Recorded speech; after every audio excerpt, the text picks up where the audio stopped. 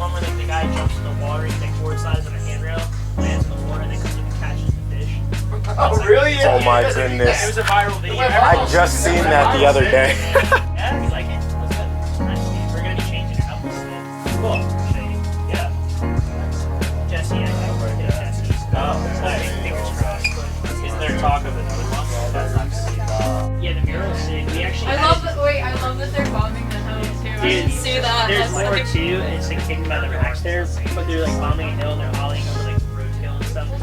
that's awesome. Yeah, every time I see that mural, I'm like, oh my goodness, I just wanna.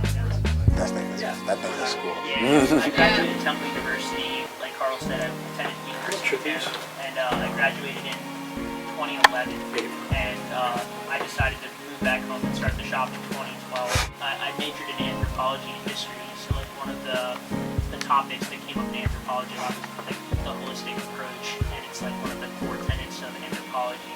So I just thought that name kind of stuck a little bit. I reached out to another Temple alumni, Michael Perry. Holistic's the name, and we moved on. He kind of like worked on it for about, I think 2.5 to 3 months. He hand drew the logo 500 times until they came up with it. You can see it today. August 4th was our first day in business, so it's been 10 years. Basically made of old asphalt that had like roll-ins and roll-outs, and over the years a bunch of skaters came through and started like building like half pipes and mini ramps. Like Chad Kramer was one of them, and a few other like local people. Like a roll into a pool called the King Sink, and a lot of pro skaters would come and skate the park. Chuck Treese was always there. Bucky Lasik came through town a few times. Mike Mullally, I'm sure there's a pro shop in called Wheels in Motion. It was like for spinning magic. It was like there was a pro shop there, and then when the park shut down, there was another shop that popped up in the early 90s, late 90s, like mid 90s. Avenue Skate Shop opened up. After Dan, Kyle Nicholson came up and also crushes it. Recently, Audio McCoy just turned pro for Santa Cruz. So, we have a history of amazing skateboarders, but then we also have a history of just people who have stuck with it and like have a good scene. Like there's always kids skating, and ever since I started the shop, almost 2 solid groups of younger kids that have taken it up and are still skating in their early 20s now and in their teens. I've been running the shops for about close to like 10 years now. I've always carried Lakai as one of the footwear brands that we've had in the shop. Growing up, like my favorite skateboarders were like Rick Howard and Mike Carroll. Obviously classics, they can go in every single video part they've ever done as a company, and I know there's like a lot of ups and downs over the years with Grail Tap. I just think they're like next to like Deluxe, like one of the most core, like best skate companies. I always skated Lakai's like growing up. I would buy them from Exit Skate Shop. I had like the What Would Carol Do, like Manchester's. That was like my favorite. When they did the boards, the voting series. Yeah. So good. I always had Manchester's and like Manchester Selects and like the Howard Selects, like we just rotate them out, for years. My first pair was like the Kingston 2s when they came out. The black leathers, they were sick. Then Fully Flared came out 2007. 2007. I remember it was the craziest time because we were freshmen at Temple and no one had the fucking video, and we knew that shops were getting it. I called Nocturnal like 4 times, and they didn't get their shipment from UPS, but we went down to South Street and like chased down the UPS truck asking if they had packages for Nocturnal. Yeah. It was huge. Like if you lived in 2007 and that video came out, you wanted to watch it. I remember going to the one shop in Ardmore, Spectrum, dropped like $5. We ended up finding it. It was at Black Diamond's skate shop, or like in the mall. We ended up tracking it down in Black Diamond, picked up a copy of it there. We drove like an hour away out of Philly to get this fucking video. We get back, right, and we've been on a quest. Like, so you have to imagine, the internet was there, like, but it was so basic at the time. You weren't seeing like full parts or anything like that, full videos. We quested for this video on big screen TV. We're so hyped. Like, we're gonna pop this in, we're gonna have a good time down there. And there's like a residence advisor, like an RA, and she's running some kind of like drinking seminar on like why you shouldn't drink. It was like she had food and everything. It was almost like they were doing a movie premiere and there was no one there for it. And she was kind of being like, yeah, you can't use the TV today. I have it rented out. My friend John Mullen, who is like, if you meet him, he's the nicest person.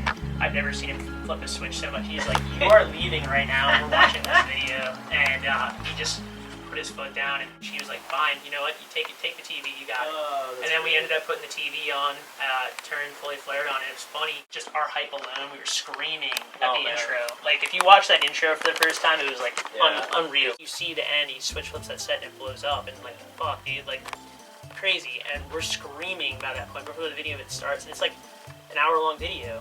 So like it was so sick to see all that for the first time, but like our noise of screaming and yelling started bringing people from the residence hall down. So we had like non-skaters watching this video with us just freaking out. It was kind of a cool premiere to have. I imagine that's a pretty good video to have playing for people that don't skate and could probably be interested in like the Mark Johnson torso switch, Austin laser beam, that ledge and whatnot. Lakai's always been kind of like there for me, like as one of the brands that I just always backed and skated as like a footwear brand. I mean, I've skated everything. Like I've had like, you know, Nikes, I used to skate Boostnitzes, like I've bounced around, you know, some of the companies, but I just always liked how the Manchester skated. I just, you know, just that iconic look. Like if you grew up on the East Coast and saw like Popolaro skate, like, you know, it's Manchester's. One of my favorite skateboarders was Nick Jensen, so like, you know, obviously like that tie-in, the English skaters, and my family's English, so I thought that was always really cool that they named the shoes after English cities, and like my family's from Manchester and Oldham. It's kind of cool to get that tie back to like my roots, my heritage, because I'm only second generation American, so it's like kind of cool to like see that. 2019, they were working, and I had always known the Lakai rep, and he stepped down, and a new person took over and was there for like about a year and a half, 2 years. Who was it at the time? The original rep was Brian Mueller. Mueller, yeah. He was really cool. From like New York, yeah. Yeah, because like you start a skate shop, and it's a little different now because of the internet and everything, but they used to have trade shows. You would go to these things, and like sometimes they would just ignore you.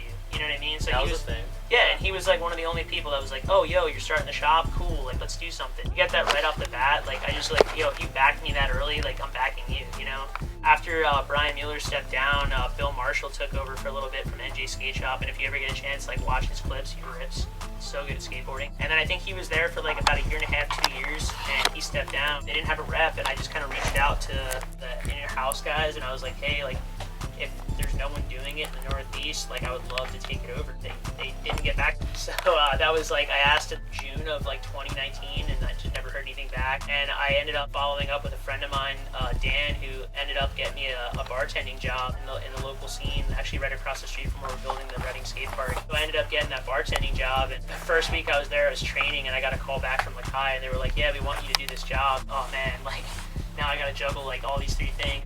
For about a good year, I was doing bartending, the shop, and Lakai, sales dates, like due dates. I would be in like the back stock room of the bar, just like with my laptop, like writing orders for shops, like texting shop owners and stuff. It was pretty funny. Yeah. I mean, it's a good culture. Everyone that works for the company, like it's different because like I don't work for Lakai directly, but I'm like basically 1099. But like we do like sales, like before COVID, obviously we would do like these sales meetings where they'd fly you out, you'd hang out, and you'd do a big sales dinner with everyone. One of the best stories. I had met Carol a few times, like through those sales meetings, you know, just at the bar or whatever.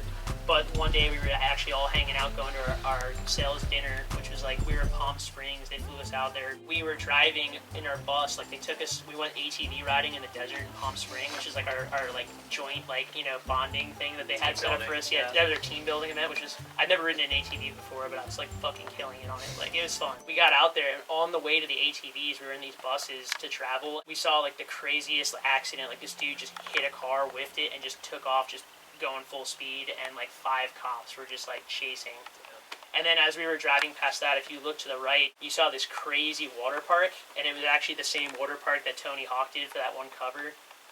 It was like, it's like basically like a water park where it's like a gigantic circle, and it looks almost like an ice cream cone. It's like strawberry and orange color. It's a pretty iconic photo. It was like a whole bunch of the Creature dudes and Anti-Hero dudes and like Tony Hawk. They would pump up it and like just do air out tricks and stuff like that. Looks like a giant funnel, but we drove by it, and it's just seeing that thing in person, you're like, holy shit, you know? We were going to our sales meeting, and my friend Mike, who's the rep from Florida, he was sitting there, and we were going to call an Uber to go to dinner. Mike Carroll pulled up, and he had a new Tesla. He was like, are you guys going to dinner? Mike was like, yeah, for sure. We're calling an Uber right now. And he's like, oh, ride with me to dinner.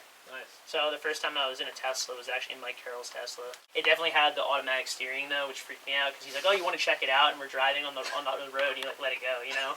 And I was like, holy shit, you know? The whole time I'm fanning out in the back, because like I grew up watching like Mike Carroll parts, and I'm like sitting in the back of the seat, and he's just driving me to dinner, and I'm like, yeah, this is or crazy. not driving you to dinner. Yeah, honestly. That it's automated. Yeah, it's a cool company to work for. Everyone there is like a skateboarder. The team manager, the team's all really sick. First big event we did was having them come to Reading and do like a demo signing for everyone, and I mean, that was a great event. They were so cool, all the kids, patient. Like they were here for 2 hours signing like autographs and just kicking it and like just talking to people. Went to Stonecliff and just skated, you know, and they were there till dark. You know, it was a 4-hour-long demo. I think it's all of it, I think. Skater-owned Solutions, I think. I don't know how it ended up in my algorithm, but yeah. Honestly, like if you get a chance, like dude, Simon Banner at footage, man. Kid's on the tear, man. I like Griffin a lot too. Oh, Griffin's Baggy sick. your pants. Oh yeah, he's got Shape the fit. Yeah, I think the coolest part is like giving feedback to the company, like things that I hear as like a shop owner, like that customers give to me, I can then pass on to the company and to the designers and to like the production team and trying to help make the brand better. Free feedback. Yeah. It's like I think having the shop owner's perspective and then passing that on to the brand is kind of like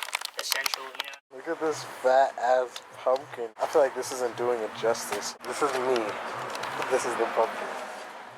Go follow all my skate videos on Instagram. You'll hear me on that podcast, and stay tuned for more videos. Peace.